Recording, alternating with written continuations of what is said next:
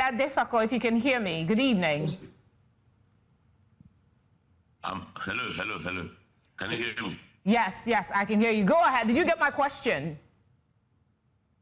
Can you take it again, please? I'm just asking, will it be correct to say the relationship and the ties between Nigeria and Colombia is historic?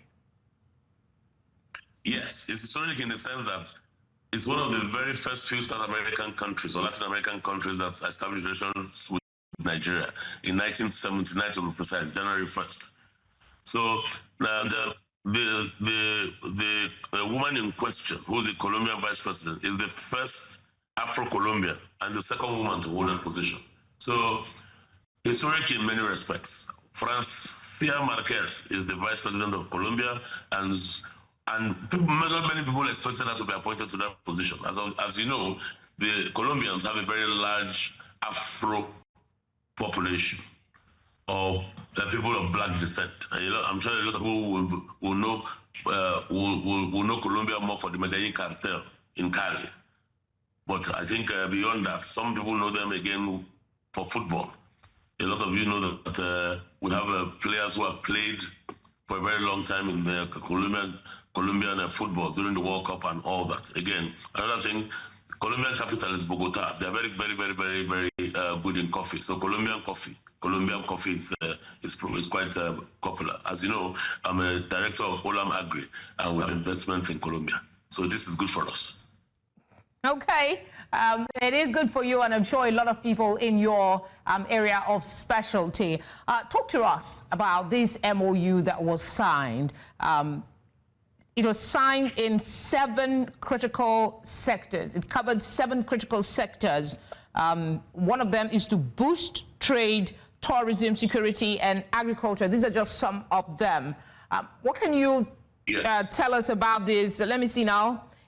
The agreement included a bilateral air service agreement. What can you tell us about that? Well, as for those who are not very familiar with the word BASA, BASA is bilateral service agreement, along the lines of what we signed with Brazil just last week when the president visited Brasilia. Okay, of course, the one with Brazil was on 2 fronts: cargo with Caboton and jet services or passenger service with Air Peace. But as you know, Colombia borders Brazil. Brazil is a country that is bordered by 12 countries.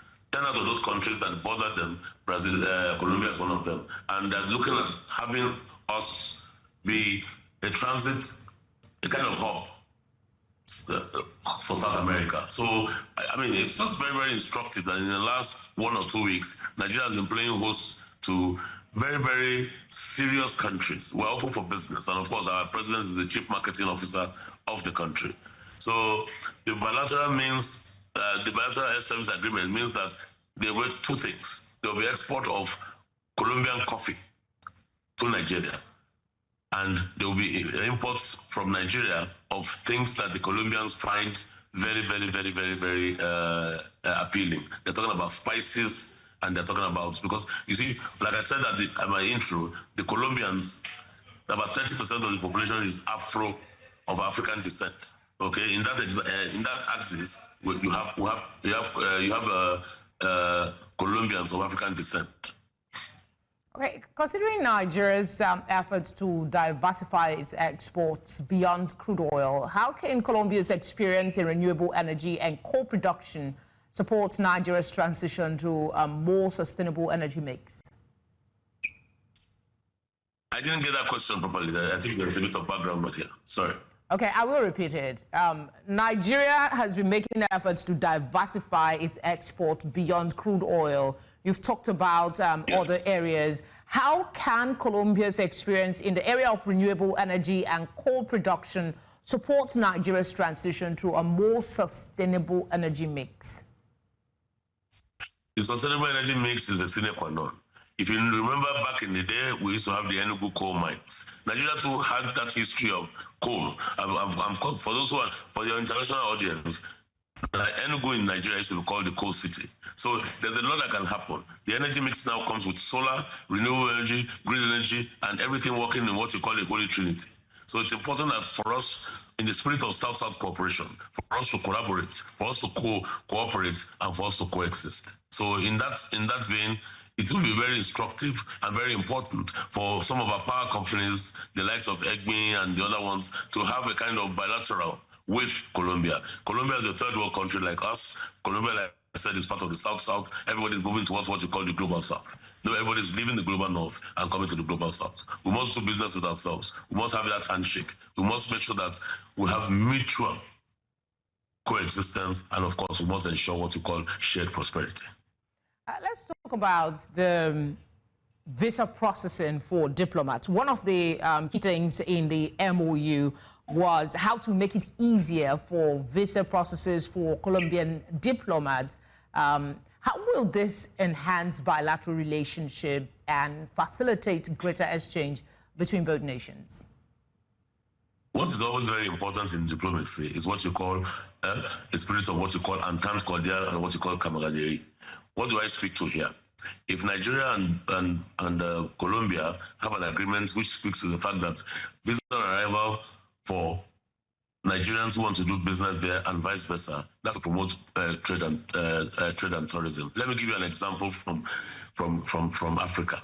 Cameroon is next door; they are Central Africa, but Nigeria has a special relationship with Cameroon that allows Nigerians to go into Cameroon without a visa at all, and vice versa. So those are the kind of things you have to explore. And I'm sure Ambassador Tuga, our Minister of Foreign Affairs, is looking along those lines. So for me, I think in the last 2 or 3 weeks, Nigeria is open for business. I mean, you have had you have had the South American vice president come to Nigeria. You've had President Tinubu visit the largest country in South America, which is Brazil, population of 161 million people, had their independence 323 years ago. So you can see what I'm speaking to here, that Nigeria is open. There's what you call rapprochement, and I think that can only go well. Speaking to what Nigerians, not many Nigerians you find in Colombia, but of course, 1 in every 4 black men is a Nigerian. That speaks to something. Talk to us about potential economic benefits Nigeria and Colombia could derive from building capacity and attracting investments in manufacturing, particularly in areas such as textile and machinery, and how much can both countries collaborate to enhance the competitiveness in these sectors? What you must always take first is that you can only be competitive where you have competitive advantage. If you don't have competitive advantage, you can't be competitive. It's like a lady. It's like a man looking at a lady in the dark. She won't see him. You have to switch on the light or looking for, So Colombia has seen us as very strategic. We're the largest black nation in the world.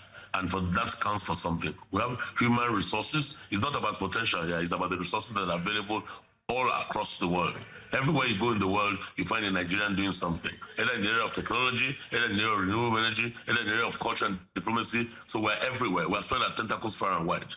And I think that it is our time now for us to reclaim our spot as the foremost black nation. So what you are speaking to, ginneries, textiles, cotton, all that will come to fall for garments. There are already garment care factories in Nigeria. In Enugu State, for example, I think the governor there is doing something very big, and 2 or 3 other states that are having that. So what we must do is to make sure that we do not leave this. We should have a binational commissioner that will take care of this and move it forward. What doesn't get measured doesn't get done. And the subnationals too must come in here. Let us not try to do everything. Okay, let's try to do the bit we can and prioritize. So it's a low-hanging fruits are there. Let's plan short-term, medium-term, and long-term. This visit, I think, is a positive testament to South-South cooperation and South-South dialogue. And I think the best is yet to come. And it's instructive again that in the spirit of camaraderie, like I spoke to, the Vice President of Colombia, who happens to be Afro-Colombian, and the second woman to occupy that position, and the first black woman is very instructive. And of course, Vice President Shettima was a former economist, a former banker. He understands the spirit of trade. So opportunity must meet opportunity must beat preparedness, and that's what I think is happening here. Thank you very much, Mr. Diffako, for speaking with us.